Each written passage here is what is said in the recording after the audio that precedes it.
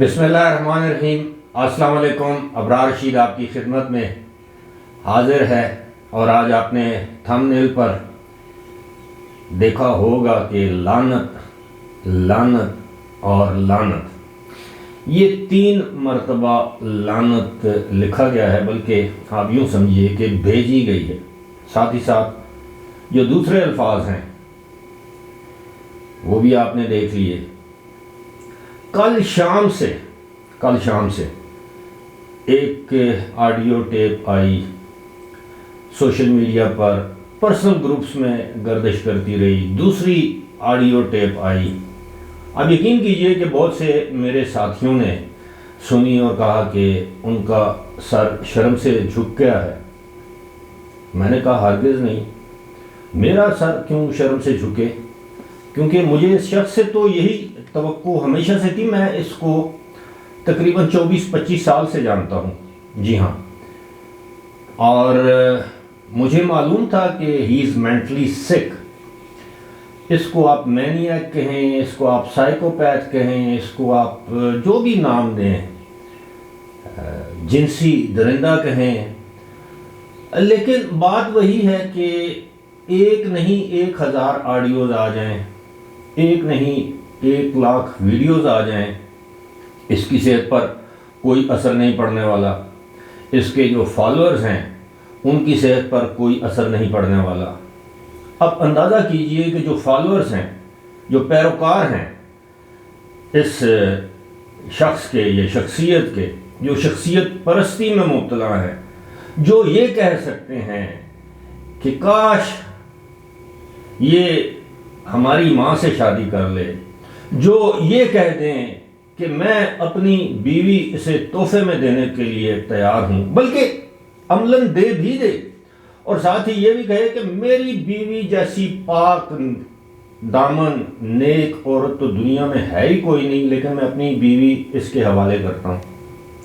جن لوگوں کی ذہنی صحت یہ ہو، ان سے آپ کیا توقع کر سکتے ہیں؟ لہذا نہ تو مجھے حیرت ہوئی اور نہ ہی میرا سر شرم سے جھکا۔ البتہ یہ جو 3 دفعہ لعنت ہے، لعنت تو اس پر سب سے پہلے جو کہ اس دھرتی کا سب سے بڑا نیک، پاک باز، پاک دامن ہونے کا دعویٰ کرتا ہے، امر بالمعروف کی بات کرتا ہے، ریاست مدینہ کا دائی اور دعوے دار ہے، نعوذ باللہ خود کو تشبیہ صحابہ کرام سے دیتا ہے، اور عملاً کردار یہ ہے۔ دوسری لعنت اس شخص کو صادق اور امین قرار دینے والے ججوں پر، جنہوں نے یہ جانتے ہوئے اس شخص کا ماضی کیا ہے اور حال کیا ہے، وہ سب ان کے سامنے موجود تھا، لیکن اس کے باوجود کسی دباؤ میں یا ویسے اس کی محبت میں یا اس کی شخصیت پرستی کا شکار ہو کر اس کو صادق اور امین کا درجہ دیا۔ اور آج وہی صادق اور امین اسلام آباد میں ایک مقدمہ بھگت رہا ہے کہ اس نے اپنی ایک بیٹی جو کہ شادی کے بغیر اس نے پیدا کی 1993 یا 92 یا 93 میں لاس اینجلس میں، اور وہ اس نے ظاہر نہیں کی اپنے اثاثوں میں۔ اس سے بڑا جھوٹ کیا ہو سکتا ہے کہ جو شخص اپنی اولاد کو اون نہ کرے۔ تو ان ججوں پر لعنت۔ اور تیسری لعنت ان ڈرٹی ہیریز پر، یہ خود کہتا ہے نا کہ یہ فلاں ڈرٹی ہیری ہے، جو ISI کا ایک میجر جنرل ہے، اس کو کاؤنٹر انٹیلیجنس یا کاؤنٹر ٹیررزم کا جو ہیڈ ہوتا ہے۔ اس طرح کے جو ڈرٹی ہیریز تھے ماضی میں، 2011 سے لے کر عملاً 2010 سے لے کر اور 2018 تک، بلکہ 2019-20 تک جن ڈرٹی ہیریز نے اس کو اس قوم کا مسیحا بنا کر پیش کیا، یہ جو آڈیوز ہیں یہ اس وقت بھی موجود تھیں۔ انہیں معلوم تھا کہ اس شخص کا کردار کیا ہے، اس کا کریکٹر کیا ہے، لیکن اسے لارجر دین لائف، اس سے ایک مسیحا، ایک ولی اللہ معاذ اللہ نعوذ باللہ بنا کر قوم کے سامنے پیش کیا گیا. اور یہ چوتھی لعنت بھی بھیجنے کو دل کرتا ہے، وہ علماء کرام. اب کیا ان ایسے علماء کو تو علماء سو کہنا چاہیے، جو دن رات اس کی قصیدے پڑھتے تھے، قوم کو یہ باور کرانے میں لگے رہتے تھے 24/7، اپنے فالوور کو یہ کہتے تھے کہ یہ ہے وہ شخص. اور آج آپ نے، ہم لوگ تو اس کی اصلیت جانتے تھے، اور آپ یقین کیجئے میں تو ایک مرتبہ پھر جیسے کہتے ہیں ونڈیکیٹ ہوا ہوں. مجھے تو میں جو اس شخص کی سیاست کی مخالفت کرتا تھا، کیونکہ آپ جب سیاست میں آ جاتے ہیں، آپ ملک کے حکمران بن جاتے ہیں، آپ سیاسی رہنما کہلاتے ہیں، تو پھر آپ کی کوئی بات نجی نہیں رہتی، پرائیویٹ نہیں رہتی. پھر آپ کی تمام باتیں جو ہیں وہ پبلک پراپرٹی بن جاتی ہیں، پھر عوامی وہ بن جاتی ہیں.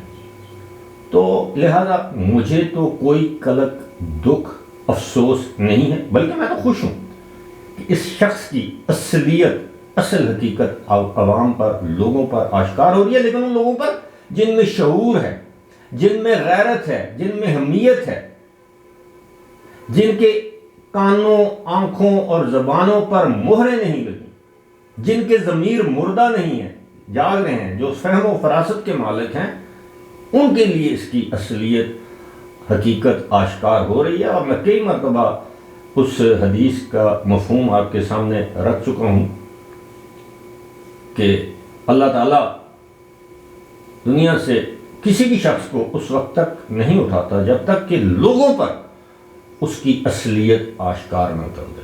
لیکن بات وہی ہے، جو لوگ اس سارے قصے کو بھی من گھڑت کہتے ہیں، کٹ اینڈ پیسٹ کہتے ہیں، اور کہتے ہیں، اور ایسے لوگ بھی ہیں سوشل میڈیا پر جو یہ کہتے ہیں دبنگ آدمی ہے. اللہ یہ دبنگ آدمی آپ کو، اہل خانہ کو، اہل خاندان کو نصیب کرے. لیکن دعا یہ ہے کہ اللہ اس طرح کی تمام دبنگ شخصیات سے اس ملک کو پاک کر دے، کم از کم اس ملک کی سیاست کو پاک کر دے.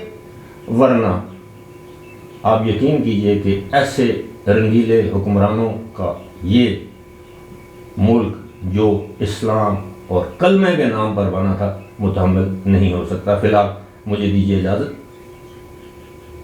خدا حافظ.